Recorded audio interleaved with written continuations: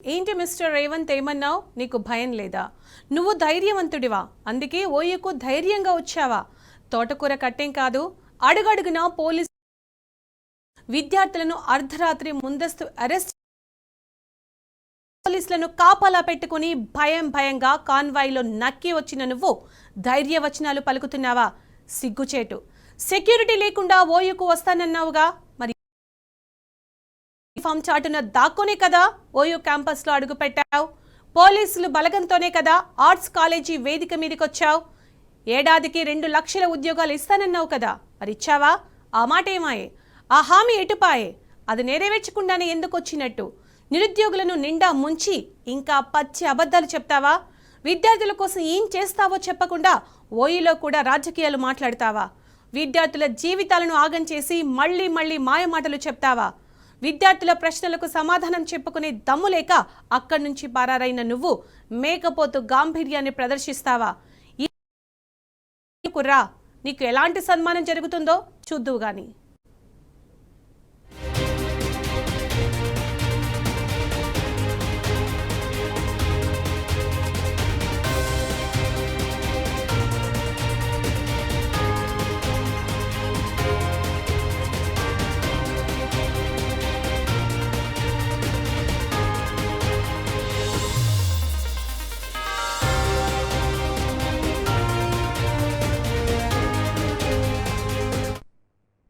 ఇక ఇదే అంశానికి సంబంధించి పూర్తి సమాచారం మా ప్రతినిధి లివిల్ అందిస్తారు. లివిల్, పోలీసుల పహార లేకుండా ఓయూకు వస్తానంటూ గతంలో చెప్పిన సీఎం రేవంత్ ఇప్పుడు ఎలా వచ్చారో అందరు చూస్తున్నారు, క్వశ్చన్ చేస్తున్నారు. దీనికి సంబంధించి అప్డేట్స్ ఏంటి? ఉస్మానియా యూనివర్సిటీ ఉద్యమాల పురిటిగడ్డ, తెలంగాణ స్వరాష్ట్ర ఆకాంక్ష కోసకు ఆనాడు గలమెత్తిన విశ్వవిద్యాలయము. అలాంటి విశ్వవిద్యాలయంపై రేవంత్ రెడ్డి గత అనేక సందర్భాల్లో అనేక రకాలుగా మాట్లాడిన విషయాలని వాళ్ళ విద్యార్థి లోకమంతా గుర్తు చేస్తుంది.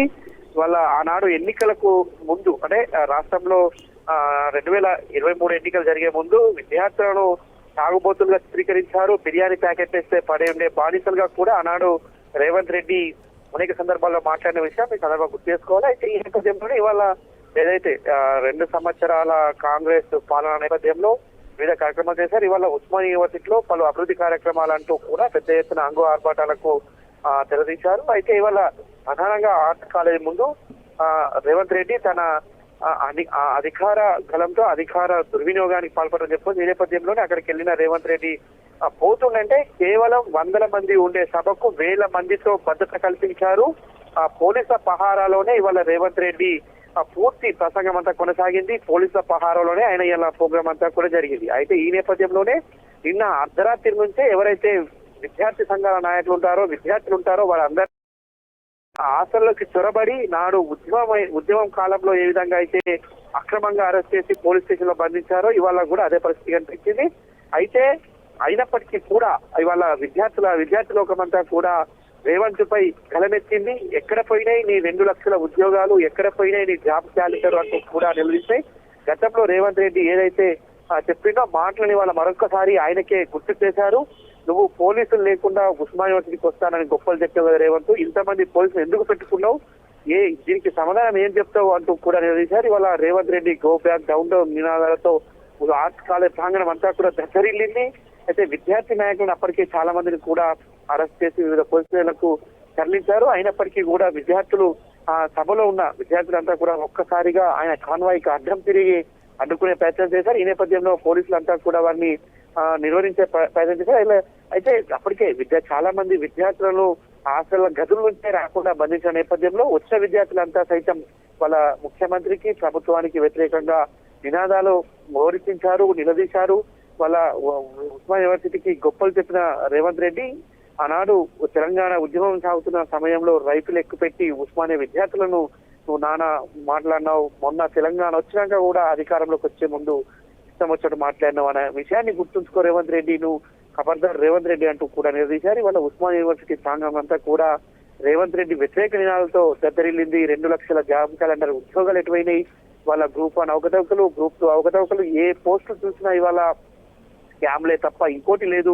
ఇలా విద్యా వ్యవస్థ అంతా కూడా నాశనం పట్టించావు, విద్యా వ్యవస్థకు మంత్రిగా నీవే ఉన్నావు కదా, ఏం పాలన కొనసాగిస్తున్నావు రేవంత్ రెడ్డి, ఖబర్దార్ ఈసారి వాళ్ళ నీకు దమ్ము ధైర్యం ఉంటే నీవు ముఖ్యమంత్రి అని చెప్పుకుంటావు కదా, నేను వస్తానని చెప్పావు కదా, ఎందుకు ఇవాళ ఇంతమంది పోలీసు బలగాలతో వచ్చావు, ఎందుకు ఇంతమంది పోలీసుల పహారా, ఇది మేమేమైనా ఉగ్రవాదులమా అంటూ కూడా వారంతా నిలదీశారు. ఈ నేపథ్యంలో పోలీసులు అంతా కూడా విద్యార్థులపై ఉక్కుపాదం మోపిన నేపథ్యంలోనే రేవంత్ రెడ్డి అక్కడికి వెళ్ళి మెల్లగా తేరుకొని వెళ్ళిపోయారు. గత తెలంగాణ ఉద్యమం సమయంలో సైతం ఆనాడు తెలంగాణ ఉద్యమం జరుగుతున్న సమయంలో కూడా వచ్చి ఇదే విధంగా అపస్పాలైన రేవంత్ రెడ్డి వల్ల మరొకసారి కూడా తెలంగాణ ఉద్యమానికి నాంది పలికిన ఉస్మానియా యూనివర్సిటీ అని చెప్పుకోవచ్చు. వాళ్ళ విద్యార్థులంతా కూడా వివరించారు. ఉస్మానియా యూనివర్సిటీకి ఉన్న చరిత్రను మరొకసారి తిరిగి రాశారు. విద్యార్థి లోకమంతా కూడా మేల్కొని వాళ్ళ రేవంత్ రెడ్డికి వ్యతిరేకంగా పెద్ద ఎత్తున నినాదాలు చేయడంతో అక్కడ ఉన్న వారంతా కూడా వారికి తోడయ్యారు. ఒక పోలీసు వ్యవస్థను అడ్డం పెట్టుకొని వాళ్ళ రేవంత్ రెడ్డి అక్కడికి వచ్చారే తప్ప లేని ఎట్టి పరిస్థితుల్లో పోలీసులు లేకుండా రావాల్సి ఉంటే మా విద్యార్థి ఉద్యమం అంటేది ఓయూ విద్యార్థి అంటే ఏందో మేము చూపించే వాళ్ళమంటూ కూడా వారంతా మరలబడ్డారు.